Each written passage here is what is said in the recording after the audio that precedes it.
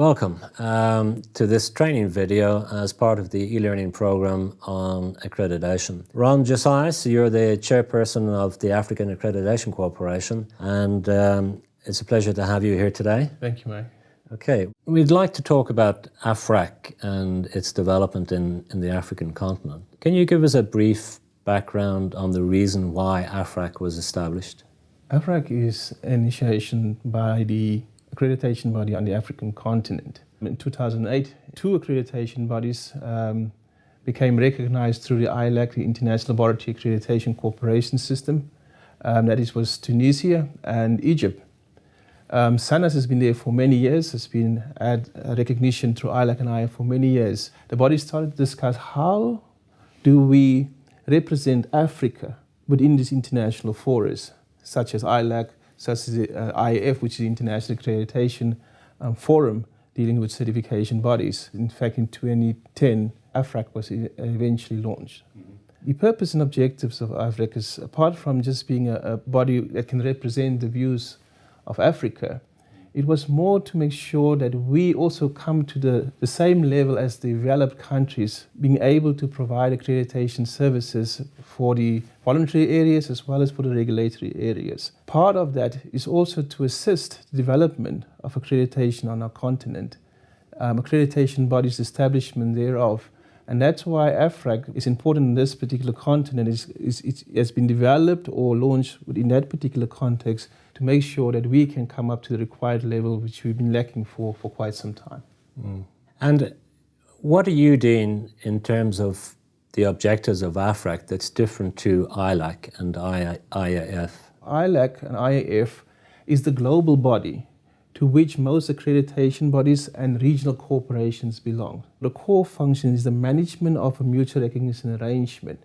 Currently, within ILAC in itself, it's got about 112 economies. The function is basically to recognize other accreditation bodies' results as equivalent.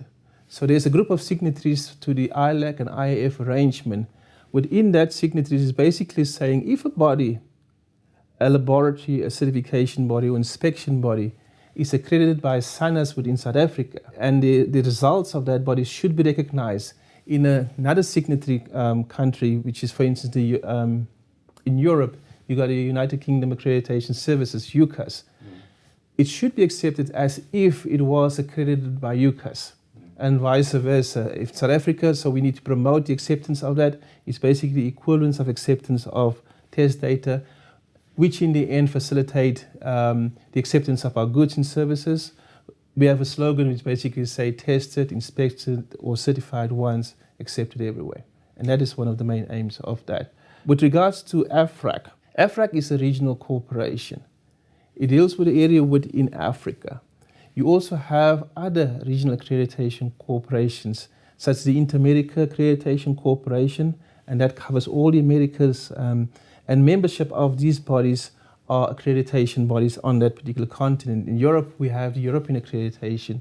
In the Asian Pacific area, we've got APLAC, which is the Asian Pacific Laboratory Corporation, and then we also have one, that PAC, that deals with certification. These bodies are all members of ILAC and IAF. So the regional bodies coordinate the mutual recognition arrangements for their continents as such, and they will belong then in turn to the ILAC and IAF, which manages the global mutual recognition arrangement.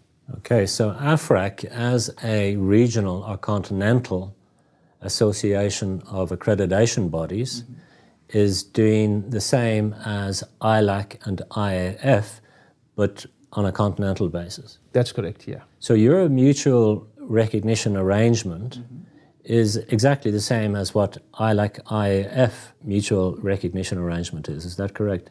Principally, yes, it's correct, but within those borders of the region, where ILAC's border cover the entire globe as such.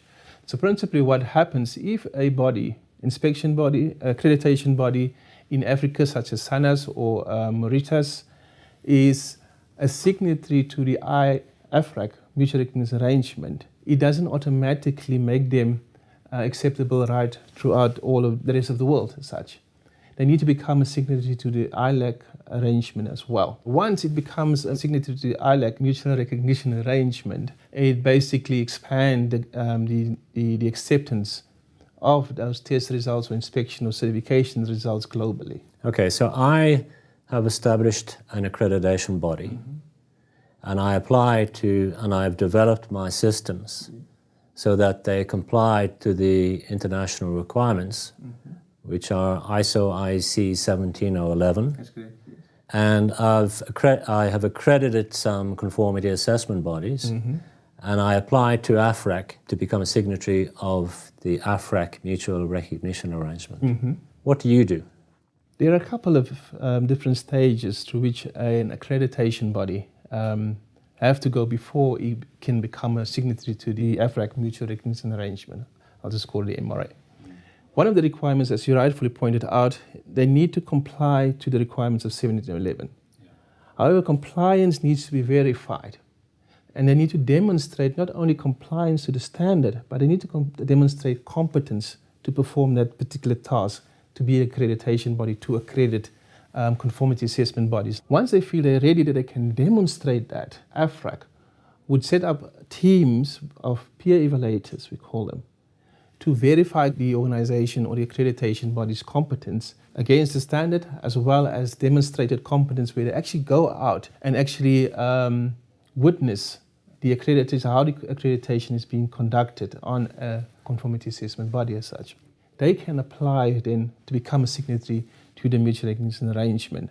They don't become a signatory to the mutual recognition arrangement for everything. You can't say, they won't say just that you are now a signatory because you're an accreditation body. They need to demonstrate specifically in the areas for which they are competent.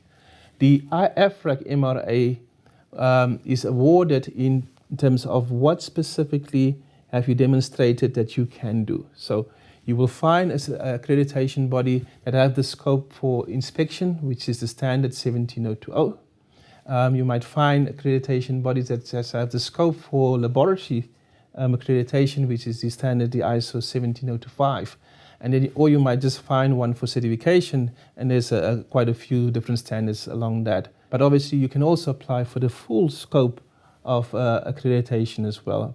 As long as you can demonstrate you're competent to perform that task. Okay, so if I'm a conformity assessment body, I apply to an accreditation body. Yes. And the accreditation body will accredit me for specific conformity assessment activities.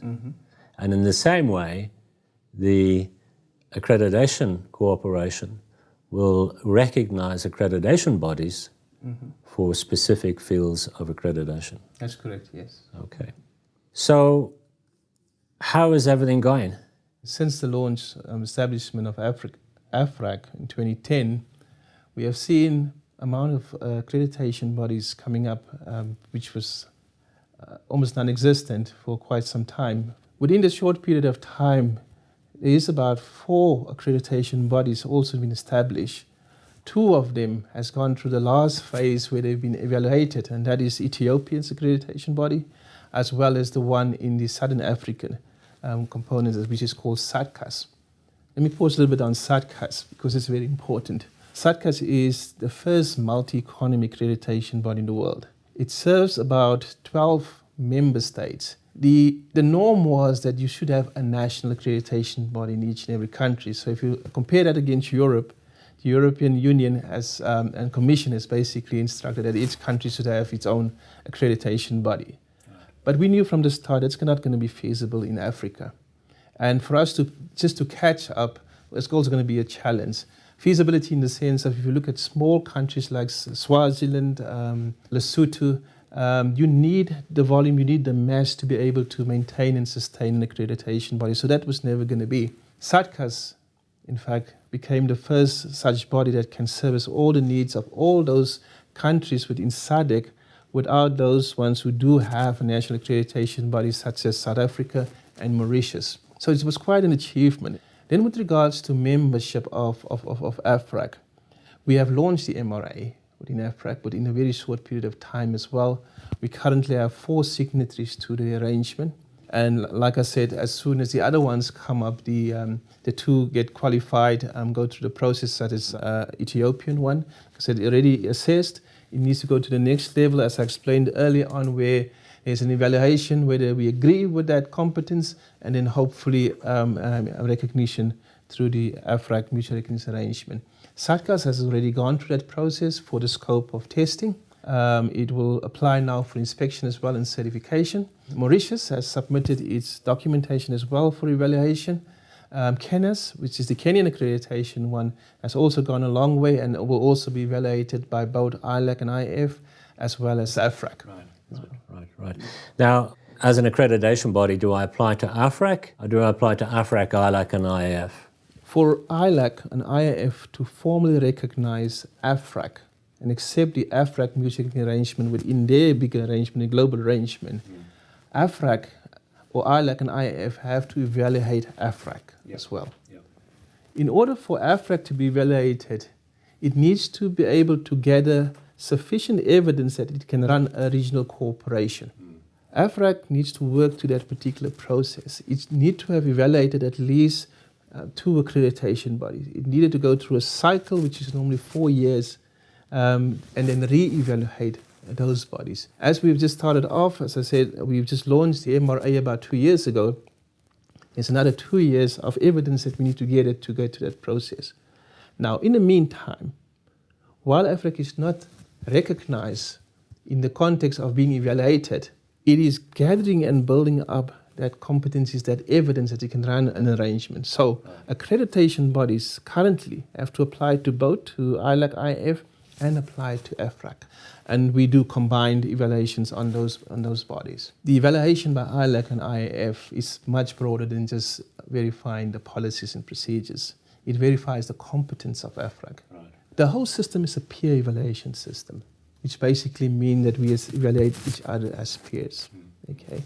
Now, the members of the regional cooperation, the accreditation bodies, etc., are obliged to provide people to be trained as global evaluators in this particular case. So they provide those expertise into ILAC and IAF, which in turn then evaluate the regional bodies, and the regional bodies in turn evaluate the accreditation bodies. And through that whole process, it's a peer process, so we evaluate each other.